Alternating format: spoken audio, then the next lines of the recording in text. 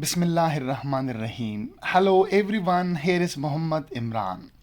Those who just subscribe my channel, I welcome them all. Today we will talk on foregrounding as a device in literary stylistics. The technique of foregrounding is used by writers to achieve maximum effect in the literary work.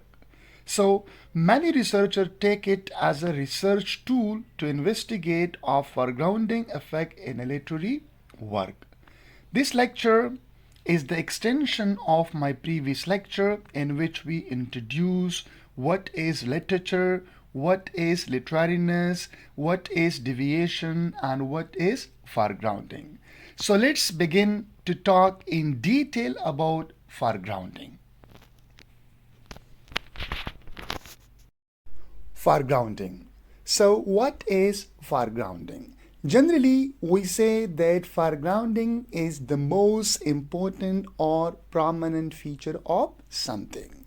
So most often writers in literature, like in novel, in poetry, or in any other kind of genre, the writers use foregrounding to attract the attention of the audience, or something which is already familiar to them, the writers try to make unfamiliar for the audience in order that the audience would take interest in that literary piece of work.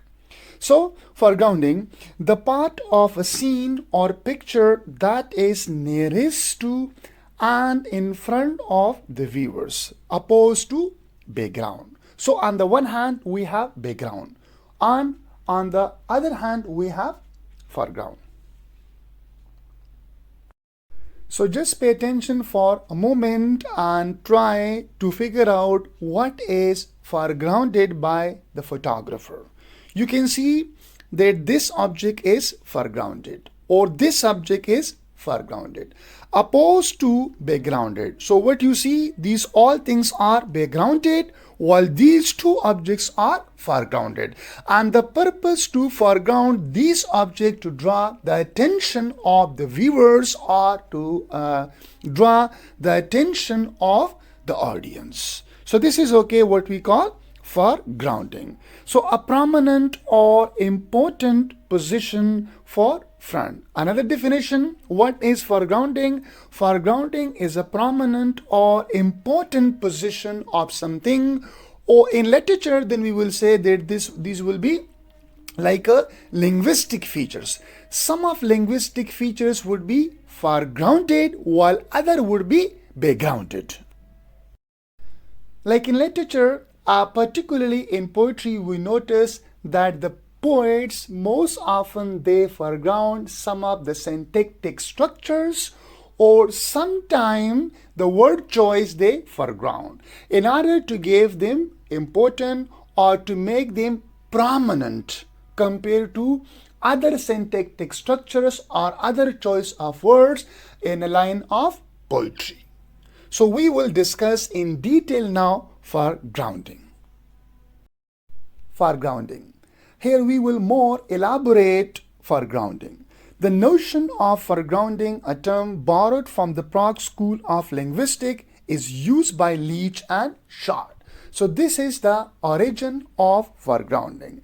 The term foregrounding, it has been borrowed from Prague School of Linguistics, and then it is used by Leach and Short 1981 in their work Style in Fiction. Now, to refer to artistically motivated deviation. So foregrounding is also a type of deviation because you deviate from existing norms and rules, or norms and rules of language. Now, it refers to the range of stylistic effects that occur in literature, whether at the phonetics level, alliteration, rhyme, or the semantic level, e.g. metaphor or irony. So this foregrounding can come at all level. It can come at phonological level, it can come at semantic level, or it can come even at graphological level. So at all level it can occur. Foregrounding. What is foregrounding? The deautomatization of an act. Something which is automatized. So you are doing what? You are going to deautomatize something. Right?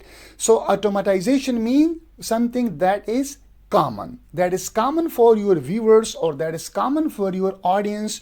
You are going to make them special or uncommon or strange. So this, to make something strange, to make something interesting, to make something foregrounded, so we use a word that is called deautomatization. So something which is already automatized, you are going to deautomatize it.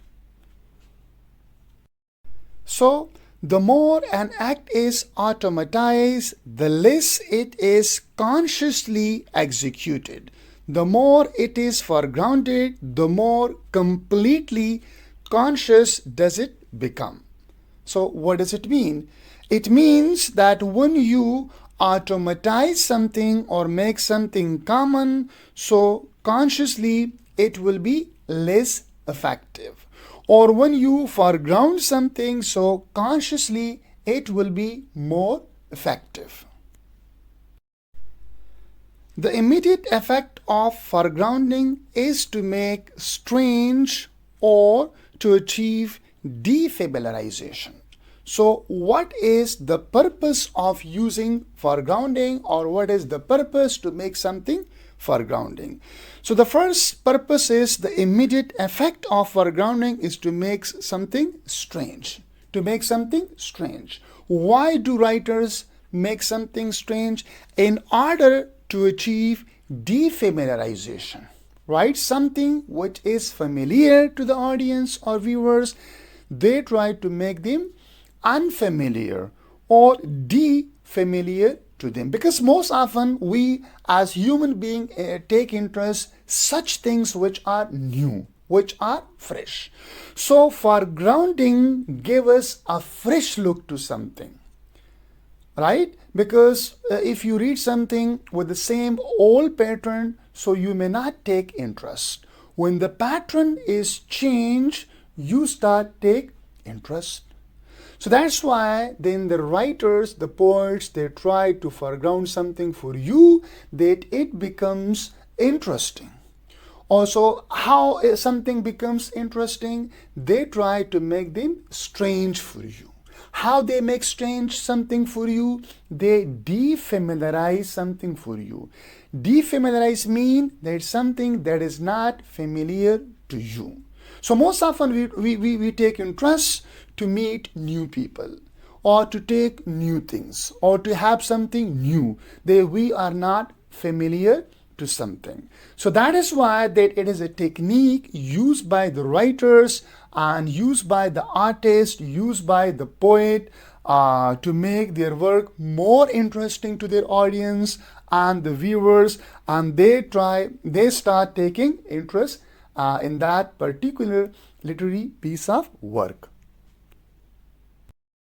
Foregrounding. Shklovsky saw defamiliarization as accompanied by feeling, right? So defamiliarization is not an empty act. It is accompanied by feeling. So stylistic devices in literary text. So we use stylistic devices because defamiliarization is also a stylistic device.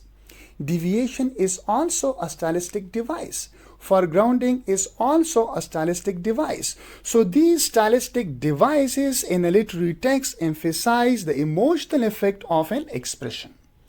Right? So in simple words, we can say that these emotional effect of an expression in a literary text is achieved by literary devices such as foregrounding, such as defamiliarization, and such as deviation. Now here we have an example and explanation of foregrounding. One of the first places Julia always ran to when they arrive in G, or the dark walk. It's a laurel walk very old, almost gone wild, a lofty midnight tunnel of smooth sinewy branches. Underfoot, the tough brown leaves are never dry enough to crackle. There is always a suggestion of damp and cool trickle. She raced right into it. So why this capital G, why the letter G is capitalized, we will discuss in coming slide now. Now here we have foregrounding effects. The unusual abbreviation of the name G, right? So it's a name and it is capitalized with letter G. Alliteration of N, L and S. And the metaphoric use of midnight and sinewy. Now the consonants in the third sentence of crackle and tickle. So when sentences such as these contain a cluster of foregrounded feature at the phonetics or semantic level or both, they solicit a certain kind of attention from reader. As our study have shown, most readers agree that such a passage is striking and evocative. Let's turn back to the previous slides where we can identify foregrounding effects. First, we can see that the name is abbreviated with the capital letter G and it is used to draw attention of the audience toward this name. And then we can see also alliteration with the sound N. So the foreground effect can also be identified by using the alliteration of the sound L, N and S. For example, in one and in rain and in wind and in never. So this is sound N. While L we can identify like in place, like in laurel, like in lofty, and similarly you can identify more also. And then we have also like a consonants, for example, in the word that is trickle with crackle. So crackle and trickle, they are consonants. So these like foregrounding effects are used in order to draw the audience attention or to create foregrounding effect in a literary text. Foregrounding effects. What is foregrounding effect? The novel's linguistic features strike reader as interesting and they capture their attention. So then foregrounding effects are achieved when linguistic features are used in such a way to strike the attention of the readers, right? And readers find such linguistic features as interesting and these features capture their attention. So we use also defamiliarization for such act. Defamiliarization obliges the reader to slow down. When you read a text and you get slowed down because something gets your attention, allowing time for the feelings created by the illustrations and metaphor to emerge. So you stop, you think for a while, and it draws your attention. So these feelings guide formulation of an enriched perspective on dark work as we explained in the previous slide. Here we continue with foregrounding effects. Readers who we have asked to talk about their responses to this segment frequently found this passage striking, very beautiful, mentioned specific feeling, foregrounding, and developed novel perspectives on the dark walk, something that is not of this world. So this text or this passage becomes beautiful when certain segments in the text are foregrounded. For example, there was the letter G, and it was a name which was abbreviated, and there was alliteration, there was consonants, right? And there were also some more stylistic features which make the text attractive for the readers, and they thought that something that's not of this world. So it's mean okay that the readers or the audience slow down and think about such foregrounded features.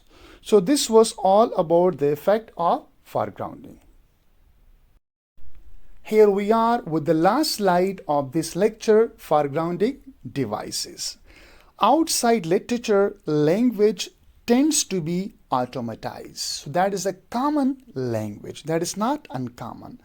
Its structures and meanings are used routinely. For example, we have subject, verb, and object, right?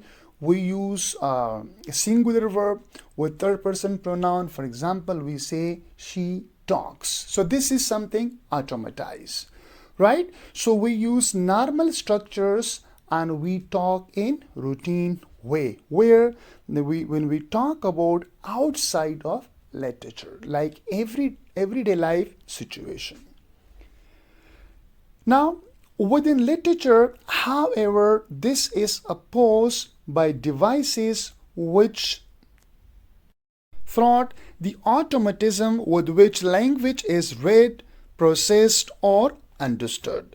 Generally, two such devices may be distinguished: deviation and parallelism. So in upcoming lecture, we will talk in detail about two more devices. They are named as deviation and parallelism. So we will talk about phonological deviation, semantic deviation, syntactic deviation, graphological deviation, and we will talk about also parallelism. So keep watching and be healthy. Thank you so much. And if you have any question, so please you can write me in comment box. Thank you.